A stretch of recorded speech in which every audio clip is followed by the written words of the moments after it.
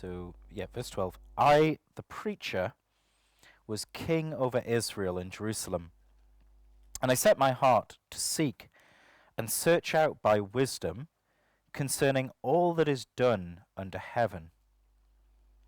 This burdensome task God has given to the sons of man, by which they may be exercised.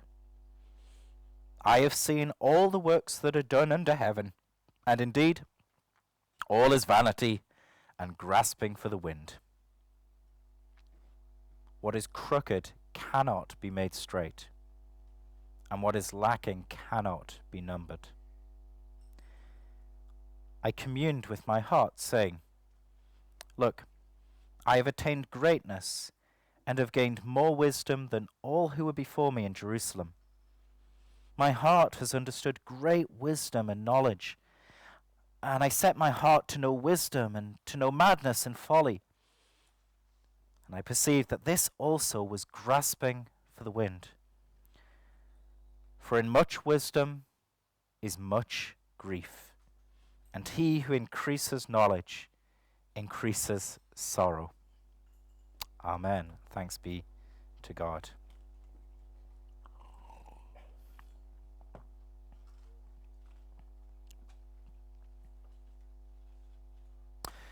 So you remember, hopefully, or you caught up, the last week we began asking the question that would frame the whole book. What is it that we are living for? And the summary that we gave is there is nothing for us to live for. It's all insignificant.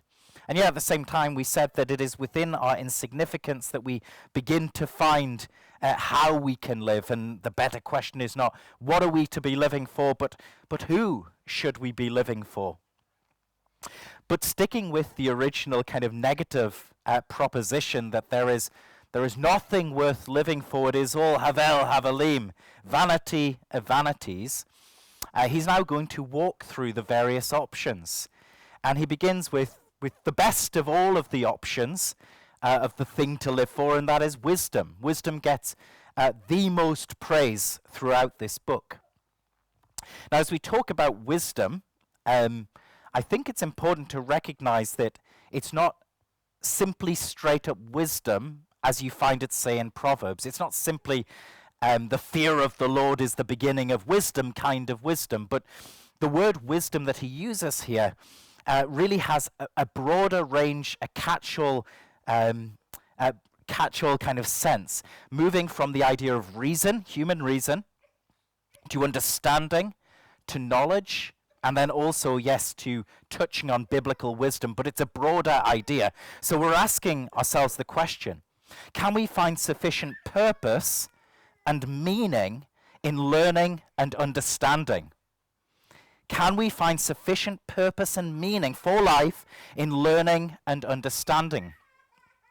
This is something of the Enlightenment ideal, the supremacy of reason, scientific endeavor, the sidelining of faith with a view to building a new Jerusalem, with a view to building a new Eden. Is it sufficient? Is this what we should spend our lives doing? Will this make our lives worth living, applying our mind to understand the world as it is set before us? And on the one hand, you have the firm familiar answer. Absolutely not. It is all havel. It is all vanity and grasping for the wind. But on the other, as we'll see using that paradigm that we talked about the first sermon, as he deconstructs, as he tears down, he does so that he might rebuild. And as he deconstructs here this concept of wisdom having this distorted place in our thinking, he actually leads us to a place of discovering that it is in fact a gift for life, rightly understood. It's a gift for life. So the first thing he's going to do here is make the case that wisdom has its limits. Wisdom has its limits. So I think that we imagine, certainly I do at times, that if I were a bit smarter and cleverer, my life would be better and easier and would have greater worth. I think we all imagine that if there were more exceptional individuals who do so much good,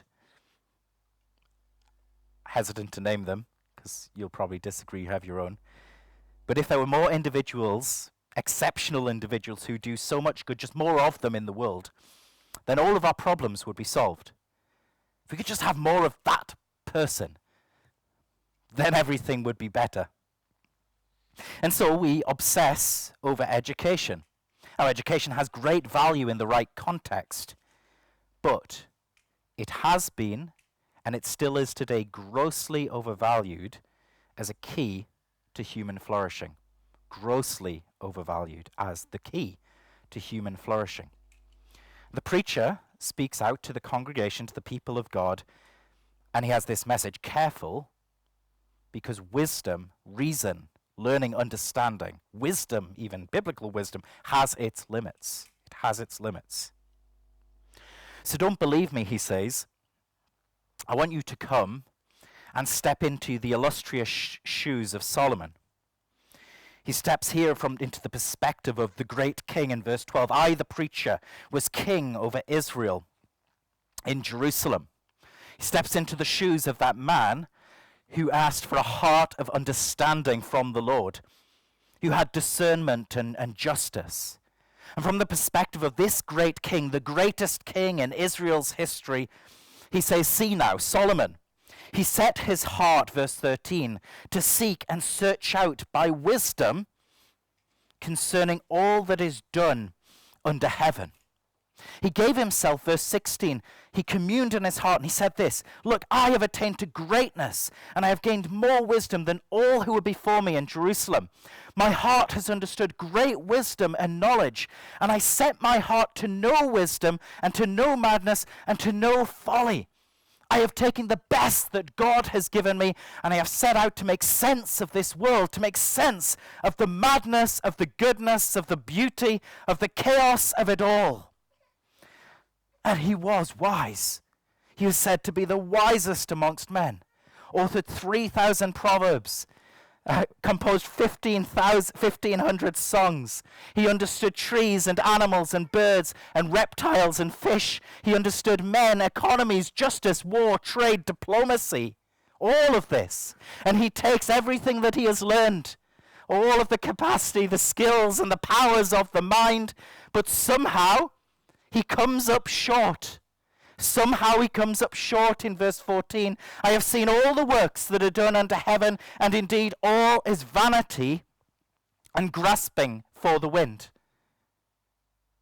I gave it my best.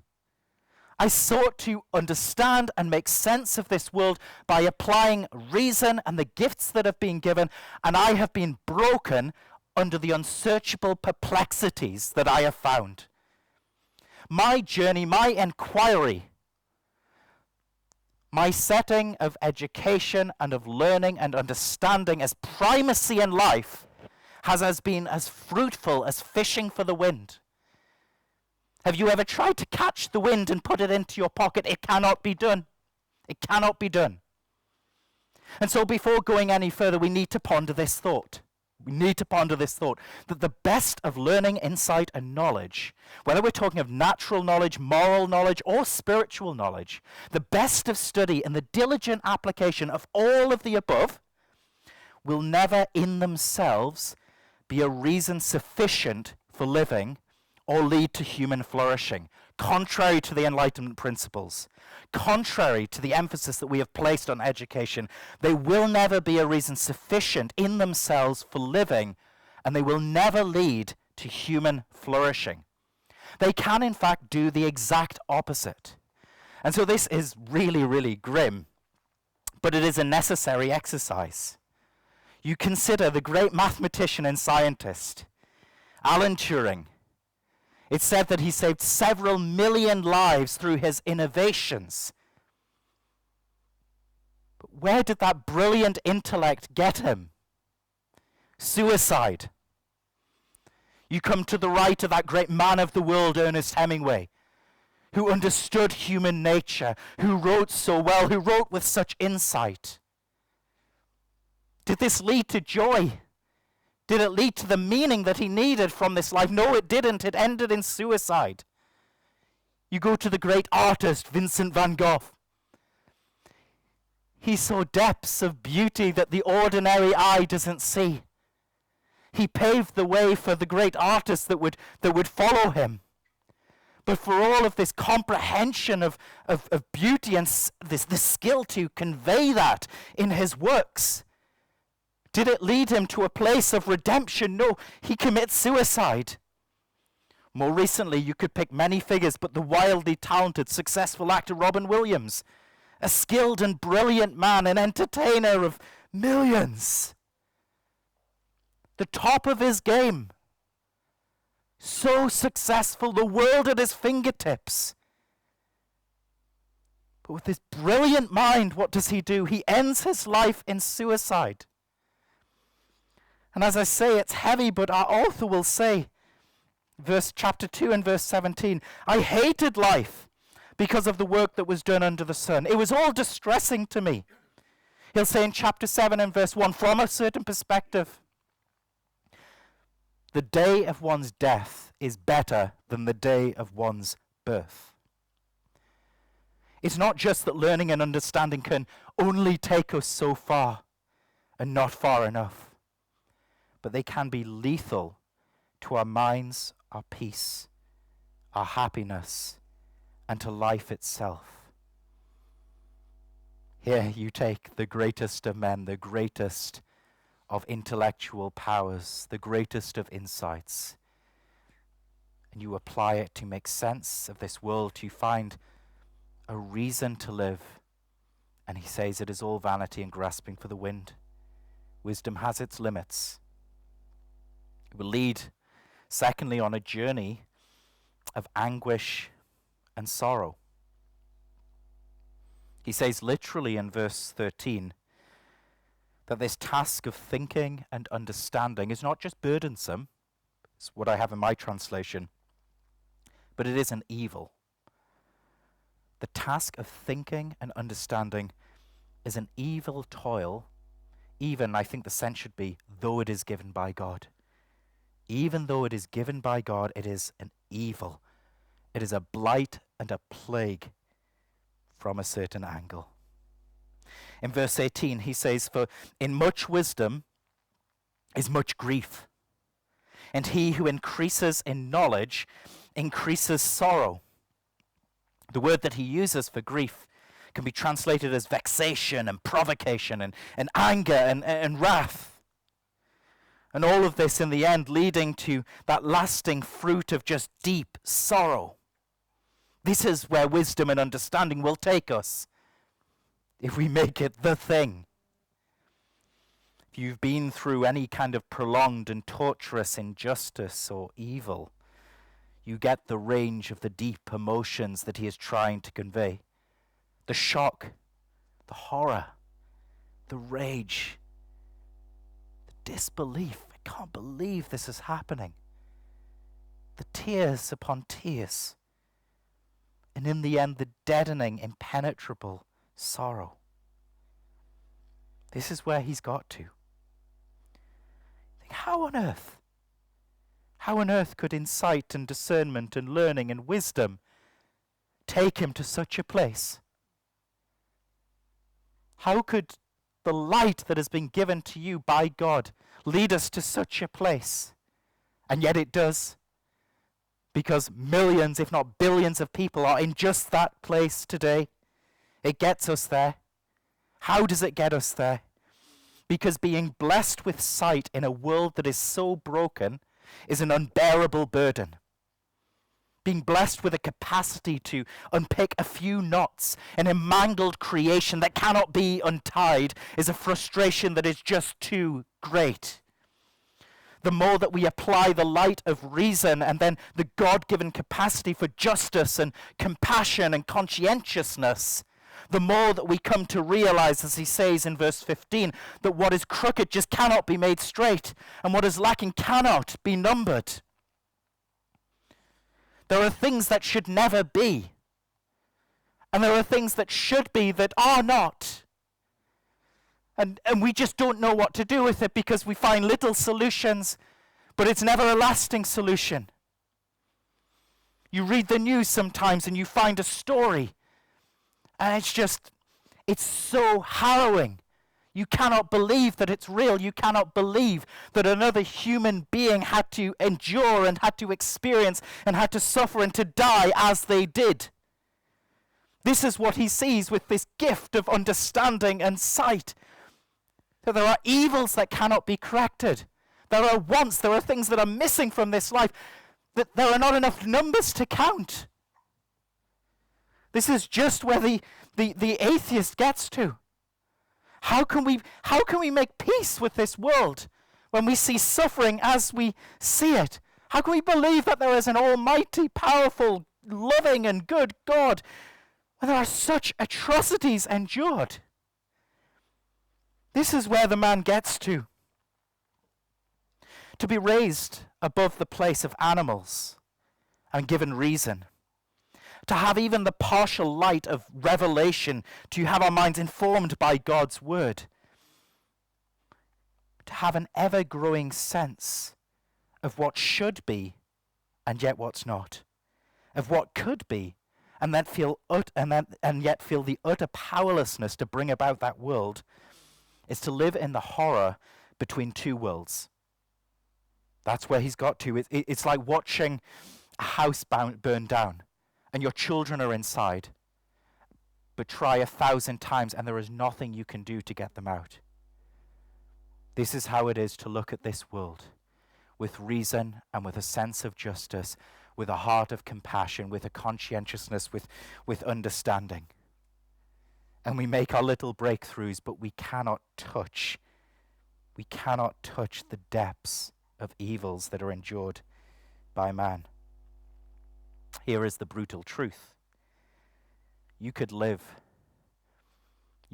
really in a world with 1 billion Elon Musks, with 1 billion Mark Zuckerbergs, with 1 billion Bill Gateses, with 1 billion Sam Altmans. And for all of that education and knowledge and mental powers and goodwill, we would only ever come face to face more acutely with our defeat and incompetence to usher in any abiding and lasting good, to eliminate evil, atrocity, and suffering, to see a world of human flourishing. In fact, from a certain angle, the beasts are happier than man, because they don't have to look. They don't have to understand.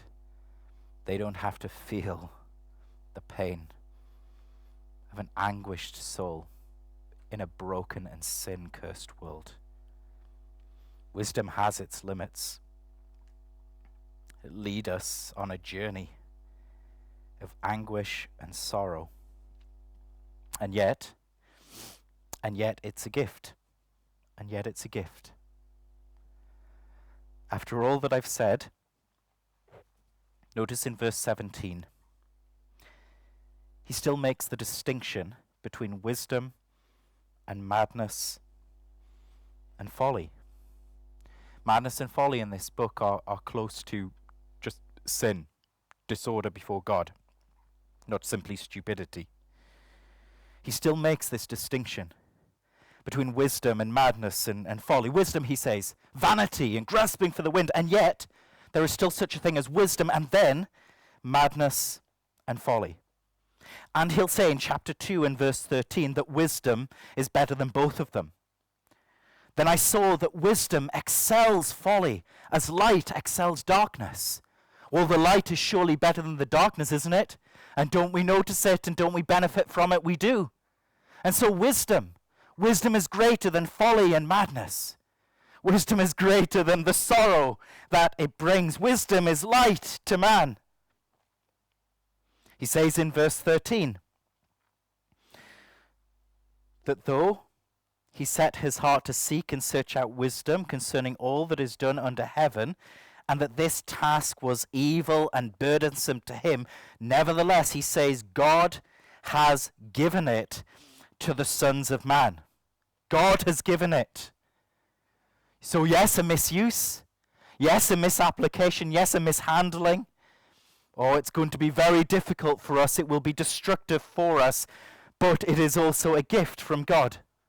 From a certain angle, it's an evil and burdensome task, but it is also a gift from heaven.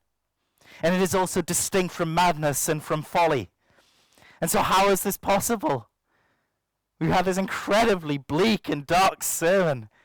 Where do we go with this gift of wisdom, with reason, with understanding, with learning, with the light that God has given to man, which separates us from the animals that he has made?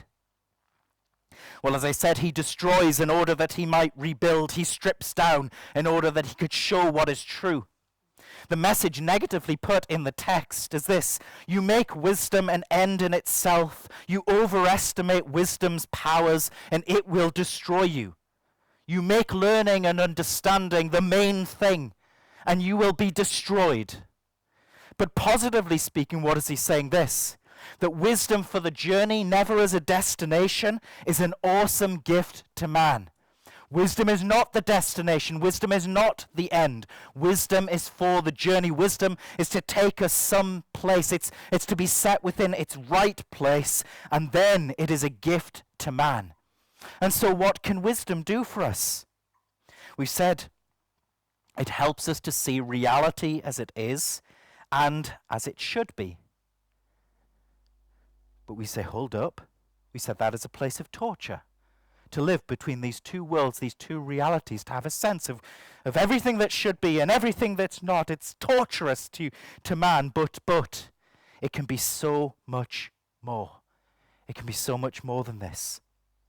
For the eyes of the heart to be opened, to understand good and evil, is to be given the eyes of God. To have the light of reason, to have a conscience, is to be given insight into the mind and justice of God. And as painful as it is, such that we have to be confronted with this idea that what is crooked cannot be made straight, and what is lacking cannot be numbered, it is also hopeful. Because the fact that we see it this way tells us that God sees it too. Our agony, our heartbreak is a window. It's an open window into the compassion and goodness and justice of the Lord. So this is the first thing rightly understood. Everything that infuriates you about the wickedness that is done, everything that you long to see for the weak, frail creatures before you, this is just an echo of the heart and mind of the Lord. This is how God sees the world too, but he sees it more clearly. He feels it more keenly than you do. For everything you hate, he hates it 10,000 times more. For everything you love and long to see, he longs for it and loves it 10,000 times more. For the eyes to be opened is to be given the eyes of God. The heartbreak we feel is a window into the heart of the Lord. To be raised to a vantage point of this space between the two worlds is agonizing. But it is also a foretaste of the world that could be. It is a foretaste of the kingdom to come, that we might have hope. For our hands to be moved by wisdom, to enact some small and modest change which doesn't seem to touch the sides of the world's needs, nevertheless provides some small relief to some small person, and it is a gift to have the hands of a healer just like Christ had.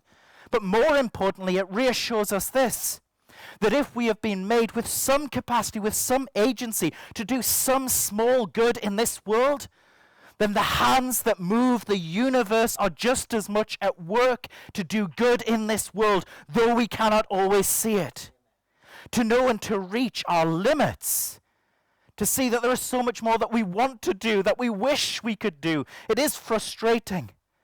But it is to remember, as we said last time, that we are not gods, and we don't have to be gods. We are only partners with God, and that's okay. We don't have to act as God. We can act as servants of God. And that's more than okay, in fact. We get to play a part. We get to share in his mind, his heart, his potency, without the heavy crown of government.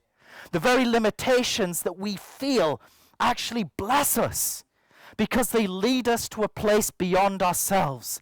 They lead us and teach us always to never make that fatal error of placing our hope in man, but of looking beyond man and seeking our hope in God. It can be so much more. How?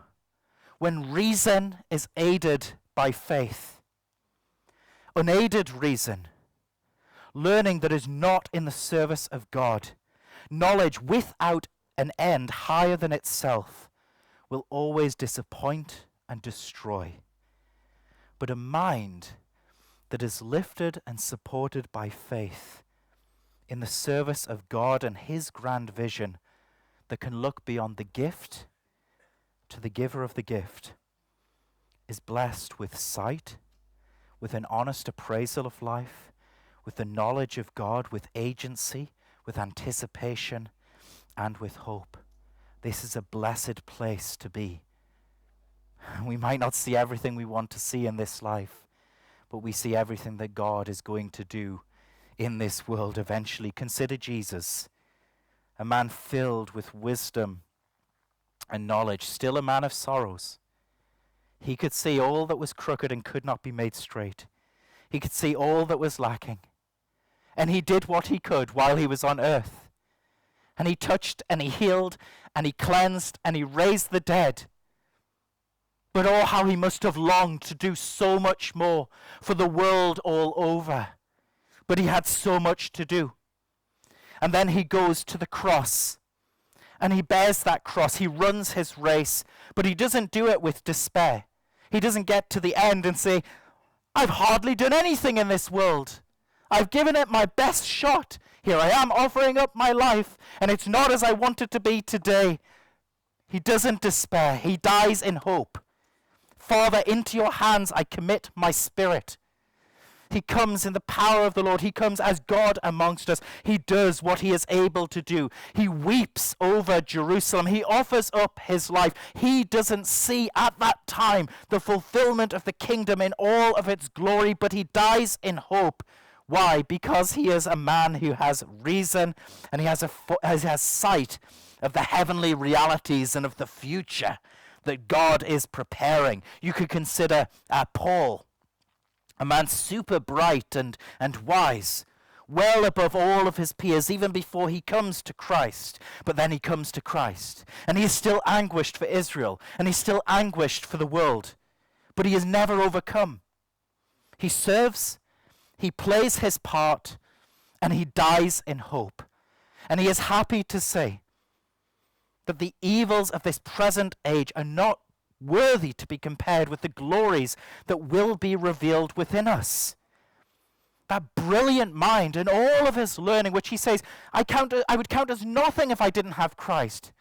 But with Christ, all of it is used to serve the church, still with sorrows, but he dies in hope. He is happy to play his tiny part in the grand orchestrated drama of God, for the great consummation, the unfolding of God's glory in the world. He gets to the end of his life and he says this, I am already being poured out as a drink offering, and the time of my departure is at hand. I have fought the good fight. I have finished the race. I have kept the faith. And finally there is laid up for me the crown of righteousness, which the Lord, the righteous judge, will give to me on that day, and not to me only, but also to all who have loved his appearing. The mind that we have is either a curse or a blessing. You offer it up in service of another, recognizing that it is given by a giver for the journey, not as a destination, and it will lead you, aided by faith, to the one who is enthroned above the heavens, to a life that is filled with hope and that is rich in meaning, as painful and troubling as it can be at times. And so what are we living for? Can it be anything under the sun? No, Havel Havalim, including wisdom. If you are living for wisdom and understanding, you will be destroyed. when we begin to ask, who are we living for? And we take the gift of wisdom, of reason, of understanding, of biblical revelation, in so much as we have attained to it, and we return it back to God, it is there that we find a life worth living. And so, wisdom, it has its limits. It will lead us on a journey of anguish and sorrow, and yet viewed as a gift, received and aided by faith, offered up in humble service to God, enriches our life. We share in the mind and heart and potency of God without the heavy crown of government. The very limitations we feel bless us in leading us always beyond ourselves, beyond our neighbor, beyond these brilliant men and women who have done so many brilliant things, to never rest our hope there, where hope will be lost, but to lift it up to the God of this world, and to set our hope firmly upon him. Amen.